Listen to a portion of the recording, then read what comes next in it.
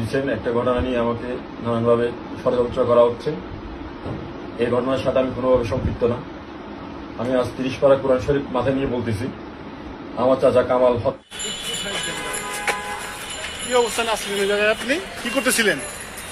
আমি এখানে ছিলাম না।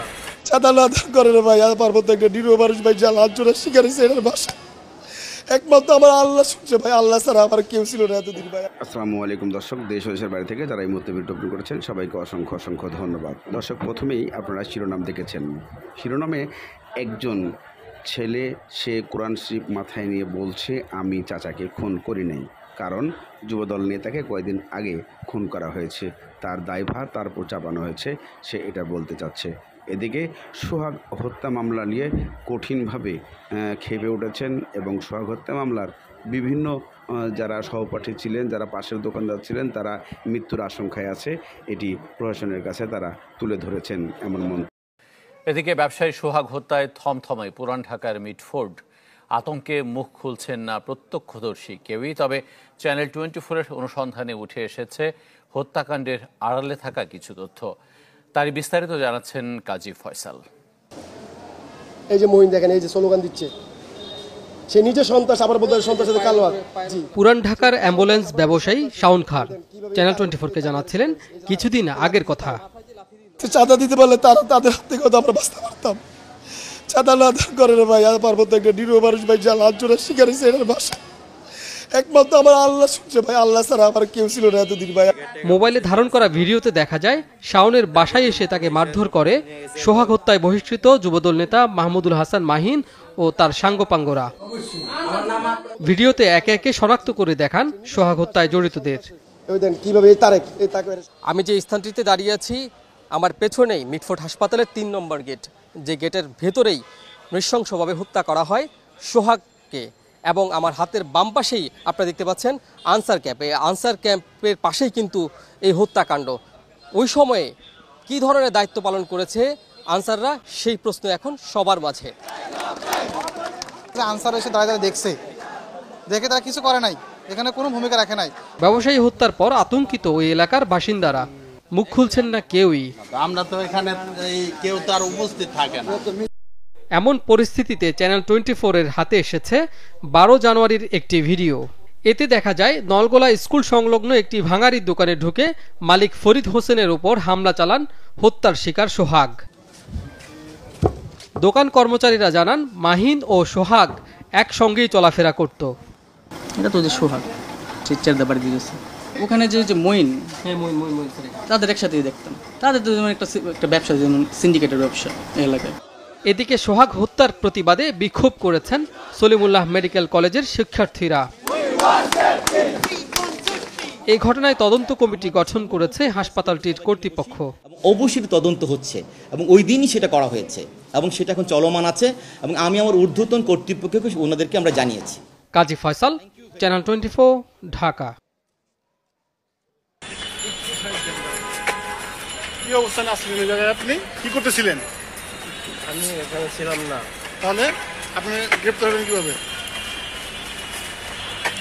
আপনার কি সন্দেহ করছে? কেন ধরছে? আপনি ছিলেন না, তাহলে ধরলো কেন? আপনি কোনো রাজনীতির সাথে যুক্ত ছিলেন? রাজনীতির সাথে যুক্ত আছেন? রাজনীতি করেন?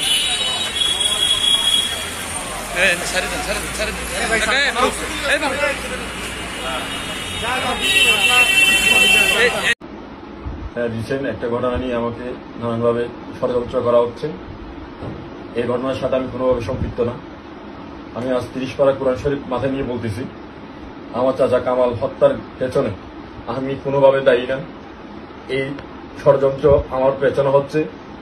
আমি কামাল হাক্কার মৃত্যুর কান্না শোনার পরে আমি ওই ঘটনাস্থলে যাই।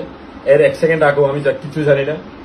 আপনারা যদি আমার কথা বিশ্বাস না হয়, আপনারা, আমি একজন মুসলমানের ছেলে, আমি 30 পারা কোরআন মাথায় নিয়ে বলতেছি, এই ঘটনার সাথে আমি কোনোভাবেই জড়িত না।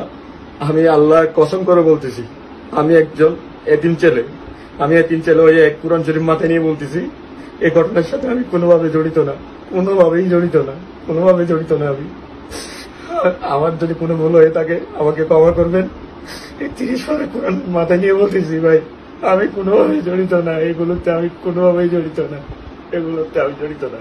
কিভাবে একটা মানুষকে পাথর মেরে হত্যা করা হয়েছে? আমি প্রশ্ন করতে চাই, বিএনপির এত শক্তি কিভাবে এবং কোথা থেকে এলো যে তারা এইভাবে জনসম্মুখে মানুষকে পাথর মেরে হত্যা করেছে? তারা কি জবাব দিতে রাখে না? লিটারালি আমরা দেখতে পেলাম যে বিষয়টা জনসম্মুখেও হয়েছে, পিছন থেকেও হয়নি, লুকিয়েও হয়নি, জনসম্মুখে হয়েছে। তার মানে তারা একটা এক্সাম্পল দাঁড় করিয়েছে যে যদি আপনারা চাঁদা না দেন বা কোনো ব্যবসায়ী যদি চাঁদা না দেয় সেক্ষেত্রে তারা কোন পর্যায়ে যেতে পারে। এবং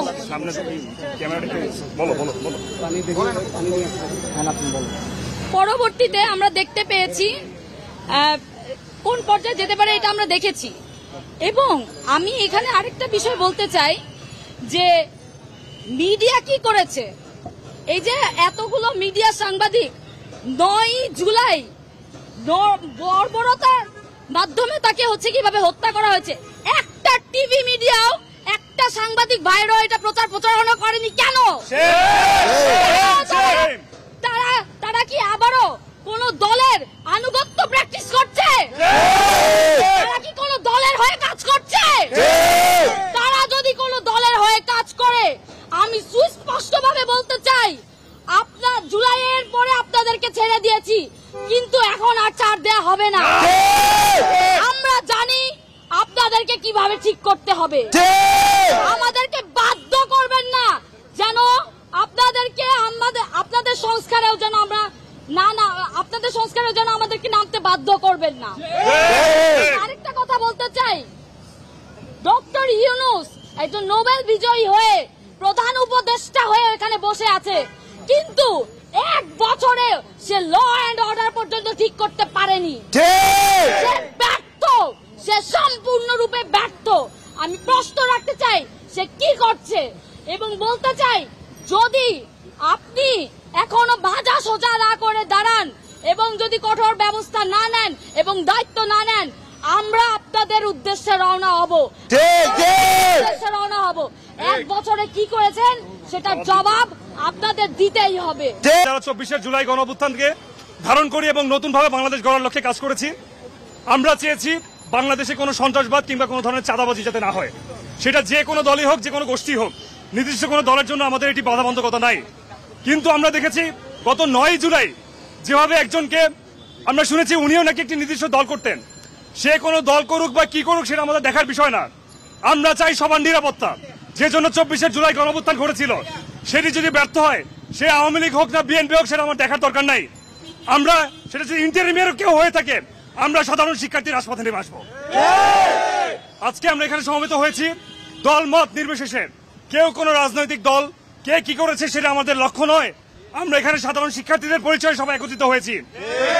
আমরা জানান দিতে চাই, এই ধরনের ঘটনা ঘটে থাকলে, ভবিষ্যতে যদি আরো ঘটে থাকে, সুষ্ঠু বিচার যদি নিশ্চিত না করতে পারেন, ইন্টারিমকে কিভাবে জবাবদিহিতা করতে হয় সেটা আমরা। এদিকে কলেজ শিক্ষার্থী যে আবেগ প্রবণ কথা বলেছেন, সাংবাদিককে উনি ধুইয়ে ফেলে দিয়েছেন যে সাংবাদিক, আপনারা টিভি চ্যানেলে যারা সাংবাদিক আছেন তারা এই ঘটনার সময় কোথায় ছিলেন, আপনারা এই ঘটনার কোনো সূত্রপাত এবং এই ঘটনার কোন মূল দৃশ্য তুলে ধরেন নাই। আগেই ফেসবুকে কিছু জিনিস গেছে আপনাদের অগোচরে, কিন্তু এই প্রশ্নে সাংবাদিকদের মুখের একটি উচ্চারণও খুঁজে পাওয়া যায়।